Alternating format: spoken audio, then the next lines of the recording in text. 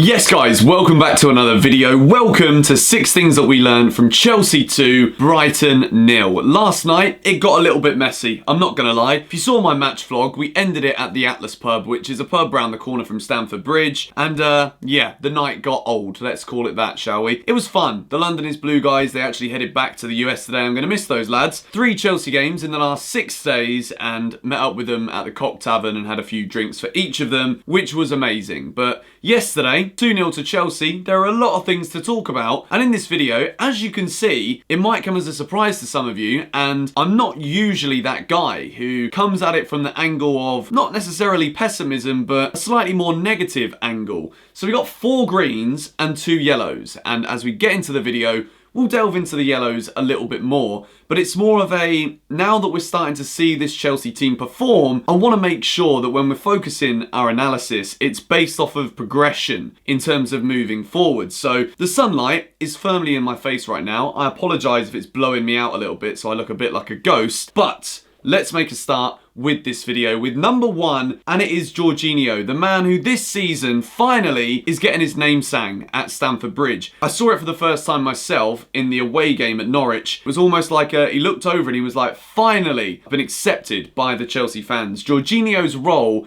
as this register, as it's now known in 2019, he's been questionable amongst a lot of Chelsea fans, myself included. It took me a long time to realise what Jorginho brings Chelsea, and yesterday, not only did we see his work rate, which was absolutely phenomenal, the way he got back, he made tackles, he was going forward, he was interlinking the play, as he always does, but yesterday, he was super effective. The way he passed the ball, and the penalty. I mean, when he misses one, and I say when, because he will miss one day, I think, Jorginho. We're all going to be like, why the bloody hell do you do that? Because it worries me, okay? When he steps up for a penalty, I'm quietly confident. I don't know what it is. It's the little hop, skip and jump. It just gives me nightmares at the moment in which I'm watching it, which can't really be a nightmare because I'm awake, but you guys know what I mean. If we carry on the conversation as well about who's going to be the Chelsea captain for the future, obviously right now it's Azpilicueta. If Reece James comes in and displaces Azpilicueta, who's the obvious captain? Jorginho's the obvious captain. And I feel as though yesterday he was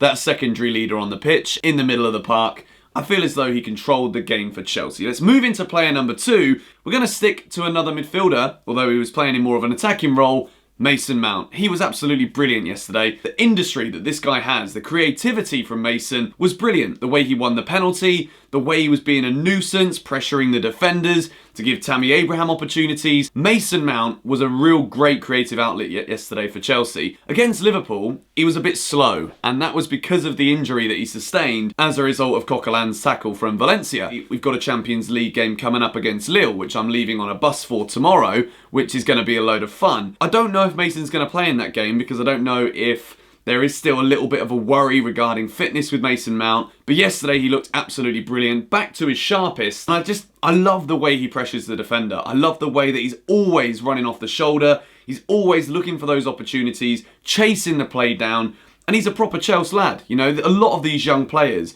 have been at the club since they were kids. They've been Chelsea players in the academy since the same age as when I started becoming a fan. Although I was a fan, like, I didn't really have a choice. I was kind of bought my first shirt when I was a baby, which is cool with me. Cheers, Dad. But I've put the light bulb next to Mason Mount's face here on the graphic because I feel as though he is the brightest attacking creative spark right now in this Chelsea team, playing regularly. Point number 3, again, another man who's come in for quite a bit of stick over the recent years, and I think sometimes rightly so, but yesterday he was arguably as good as Jorginho, probably one of the best players on the pitch. It was the Brazilian Willian. He was brilliant. The second goal to confirm the game for Chelsea, to guarantee us the 3 points. Brighton didn't really offer a lot. I think they had 1 shot on target. They hit the crossbar from a header, which would have ruined the clean sheet, but it doesn't matter. And I think Brighton are going to have some worries this season when it comes to how they're going to score goals. Willian got his goal yesterday. There's still question marks about his finishing. He doesn't score enough. He doesn't assist enough. And I think even yesterday, if he had his shooting boots on, which he doesn't always do, I think he could have bagged himself a couple more goals. Brighton were there for the taking, but Willian's work rate yesterday was tiresome. tireless. Sorry, the hangover is coming into play here. He gave 100%. There was absolutely no doubt in my mind that Willian did not leave anything on that pitch. He's been given the opportunity, and he knows now that with Hudson-Odoi coming back from injury, with Christian Pulisic kind of not understanding why he's not getting minutes, another youngster, Willian knows that he's kind of on borrowed time in terms of starting matches for Chelsea. So whenever he does start, he needs to be given absolutely everything in order to remind Frank of his qualities and the reasons why he should be on the field. Willian's been one of my favourite Chelsea players over recent years. I love how he was digging us out of trouble when we have been in trouble on multiple occasions. Still question marks about his final output and his stats, but yesterday, couldn't fault him. He was tireless. He was absolutely brilliant. Point number 4, and you know, I talk about this guy in every single 6 Things We Learned video because he's just so flipping good. Fikayo Tomori. He's Chelsea's #1 centre-back. We saw it from Frank before the game. He came out and said he's either #1 or #2 in terms of his first choice centre-backs now at Chelsea in the defensive roles. I think he's the #1. I know that we've not seen Rudiger, so Rudiger's not really given himself a chance to be in that conversation at this moment in time because we all know how good Rudiger is. Tomori is just class. He had 100 touches of the ball, 90% pass accuracy. The man is just absolutely phenomenal. He's way above his age in terms of the way he holds himself on this pitch, the demeanour, the speed, the way he covers the left back when Alonso's got forward, doesn't have that pace to get back. Tomori is absolutely brilliant. And yesterday, obviously we've got to give a shout out to Kepa. I've not said it as one of the 6 things because we didn't really see him have to do that much because, well, you know, Brighton didn't offer all that much going forward. But yesterday, Tomori marshalled the defence. I thought Christensen was very good as well. And if we're talking about speed in the centre-back positions, Chelsea are very lucky to have the likes of Christensen. Rudiger's pretty quick as well. Tomori's super fast. We've got some pace in those centre-back positions, which over the years, there was one thing that, not that we can really criticise John Terry. I mean, the guy is an absolute hero of mine, Chelsea legend, but there was one thing we could say, it was the pace. It wasn't John's forte, so to speak, but with Tomori, he's got it all. He's the full package, and for me, he's the #1 player on the team sheet right now from Chelsea's defenders. So we've moved pretty quickly through the opening 4 things in this video, and I know it's Sunday, and I know that we've just won the second match of the week, and it's been the best week under Frank Lampard as manager, and you could even say, from the second half of football against Liverpool, it was kind of a turning point from Chelsea in terms of the performance. We're now not just getting